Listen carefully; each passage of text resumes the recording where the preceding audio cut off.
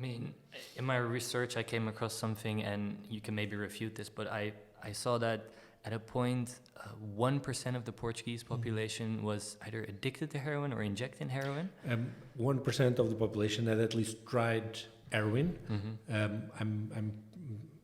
I'm very confident saying that not all of them develop a problematic or an addictive usage of that substance. But yes, at some point, that was the figure that we had.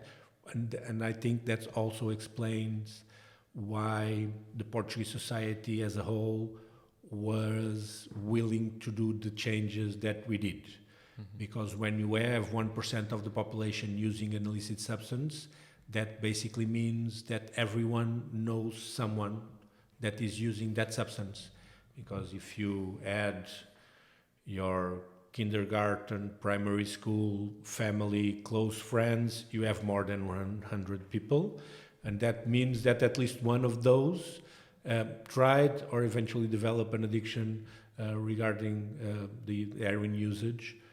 I had two friends from primary school that eventually developed an addiction. One of them died of an overdose when he was, I don't know, 19 or 20 or something like that. So that was very common back then.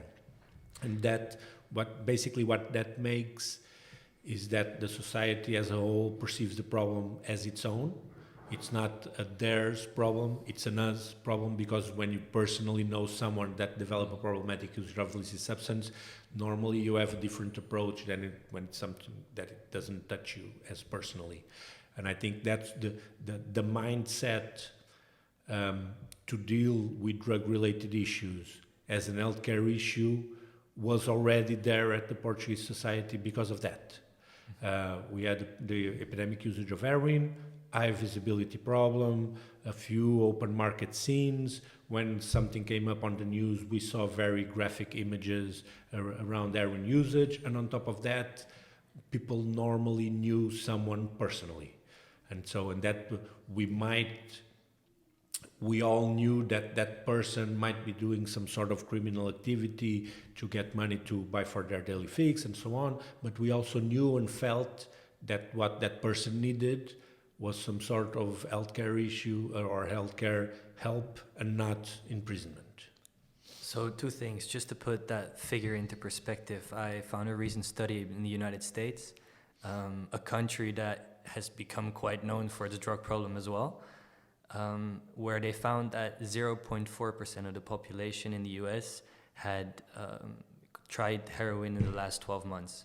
So a country that is that well known for a drug problem and where it's only 0.4%, the 1% in Portugal must have been. It was a huge figure, and there was it was a very prevalent issue and problem. And like I said, it was a generalized one. It was not specific to some cohorts of the. That's exactly what I wanted to ask. Is it that there was not one particular group in Portugal that was struggling? It was all economic classes. Yeah. When you have 1% of the population, you will touch in every economic classes and so on. Do you believe that because it was distributed over all socio-economic classes, that's why it was easier to get a solution in Portugal than if definitely. It was? Yeah, definitely. It wasn't a poor people problem or a minority issue or something like that. Like I said before, it was not a them issue, it was an us issue. Yes. So there was sons of politicians, sons of brothers of politicians that died of overdose or developed an issue with heroin. And so it was, like I said, it was the mindset came from that epidemic usage that we had in the 80s. How did that issue start?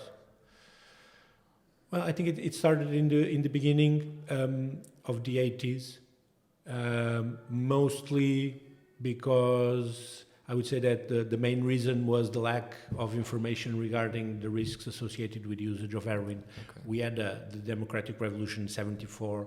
Before that, Portugal was a very closed country. There was not a lot of people from Portugal going abroad, and there was not a lot of people from abroad coming into Portugal. And because Portugal is not traditionally a producer of any illicit substance, there wasn't widespread or a generalized usage of any illicit substance in Portugal. We had, because of the colonies in Africa, there was a lot of cannabis being used in Africa because of that. And when we had the democratic revolution, a lot of people that came from the colonies brought cannabis with them, and so we started seeing an increase in the usage of cannabis. And in the beginning of the 80s, some years after the revolution, because geographically Portugal is an entry point to Europe, we started seeing cocaine and heroin being transported through Portugal to get to the rest of Europe, and also naturally a lot of it started being used in Portugal also. And there was a very quick shift from using cannabis to heroin, mostly a very poorly informed type of usage. People were not aware of the risks associated with usage of heroin, and so they develop a problem very fast and very seriously also because of that. Historically, that's more or less the trajectory that we saw in Portugal. Heroin in the beginning of the 80s, then in the 90s, a little bit of cocaine, crack cocaine, but always heroin as the main problem in Portugal regarding drug usage. And like I said, that's what led to the change in the law and to the shift in the paradigm to deal with it as an healthcare issue, because heroin is not only very riskful and harmful for physically, it's also very visible, and that's what led to the government to actually act upon that. So if I get this right, basically the lack of information also led that everyone was affected by it. Nobody had the information, so that's why it was distributed across all classes. Also, yeah. All right.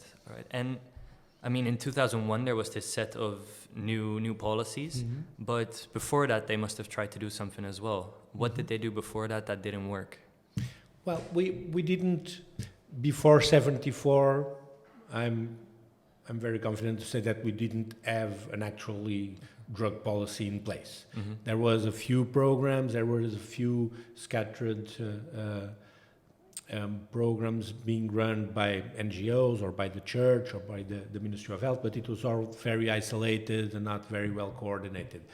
In the late 70s, we opened the first treatment centers, focused mostly on heroin.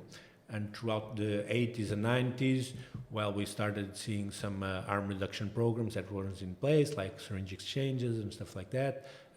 There was a widespread of the treatment possibilities. Some private sector companies opening some therapeutical communities and so on, but it was all very centered on the 12-step approach and full abstinence mode and so on. And that's one of the things that we also changed in 2001 was the widespread or the different opportunities of treatment and around the treatment that was eventually being suggested or being chosen by the users. Like I said, it was basically throughout the 80s and 90s, we were taking small steps, isolated ones, and that what like I said before, the window of opportunity that we had was also because of that, because there wasn't a comprehensive or a coordinated drug policy in place. And that was, if you ask me, that was probably the biggest or the most significant change that we did in 2000 was the creation of that coordinating structure, which is now called CICAD. It's going to change the name in the next year, but it's going to be the same structure, which is basically it's a coordinating structure that coordinates everything regarding drug-related issues.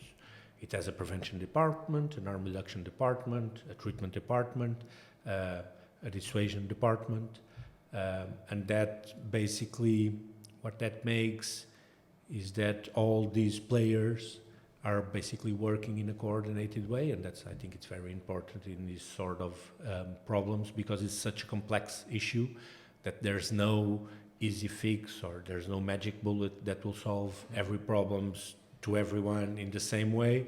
So, and you need also that coordinating structure to keep pace with the changes in terms of drug usage in general and the problems in general.